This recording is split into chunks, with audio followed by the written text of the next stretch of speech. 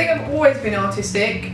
The only family member I've got that was artistic that I can think of was my granddad, who was a photographer. I've always drawn, played around with stuff, and yeah, I guess I was always creative, not necessarily artistic. I think it's different.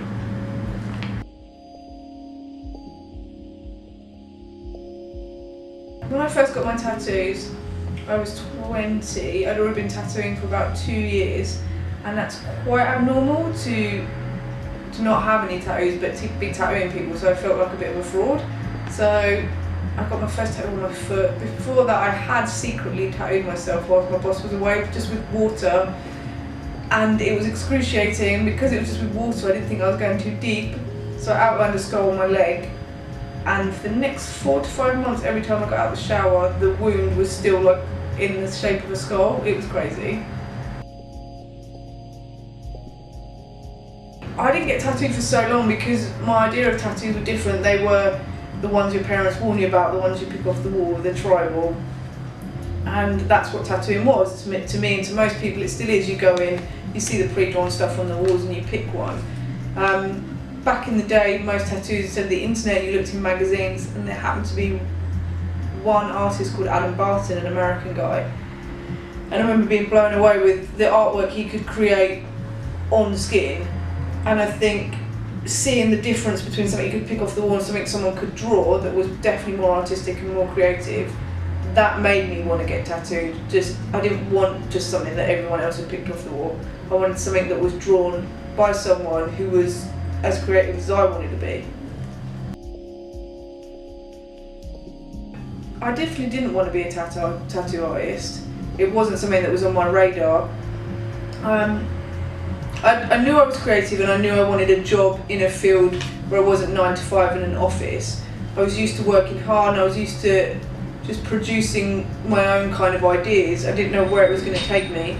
I happened to be doing a sculpture degree at Chelsea Art College, and I think my sister had a tattoo on her wrist and she'd gone back to get the other side done. I remember I went into the studio with her and I just thought, oh, that's probably something I could do in a really naive, probably arrogant way of being like, oh, that looks easy, it's just drawing on skin.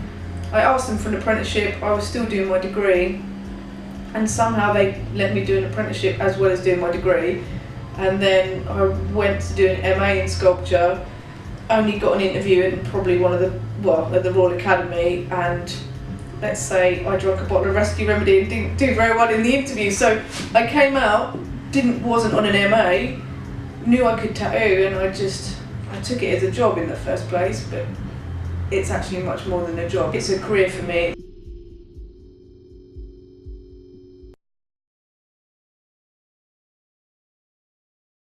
I opened Jayne Doe 6 years ago.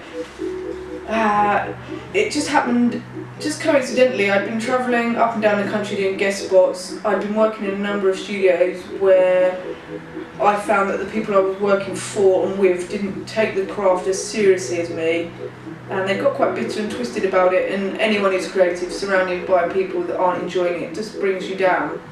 So I was working around the country trying to work out maybe where I'd settled. I think I'd settled on Sheffield originally, and I was about to go to Australia, and I'm from Hornchurch, so I was literally sitting, there's a restaurant opposite the shop called Zizi's, and this shop was empty, and I was just literally about to fly the next day to Australia just for a holiday and see some friends. I said, if the shop's empty when I come back in 3 weeks, I'll just go for it, and I did. It's probably the hardest thing I've ever done, but it's worked out really well for me. I get to go to Canada, Australia, and just meet people that I've met briefly or tattooed, and I just can't actually really believe sometimes that I get to have all these friends and people in my life.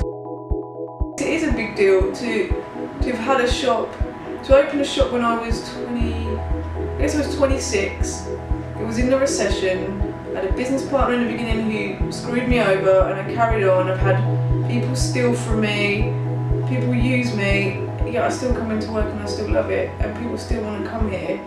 So I should be really proud and try not to, you get wrapped up in all the negatives and the stress.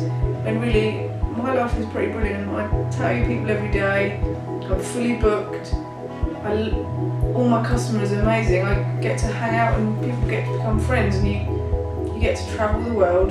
People travel the world to come to you. It's a pretty sweet life.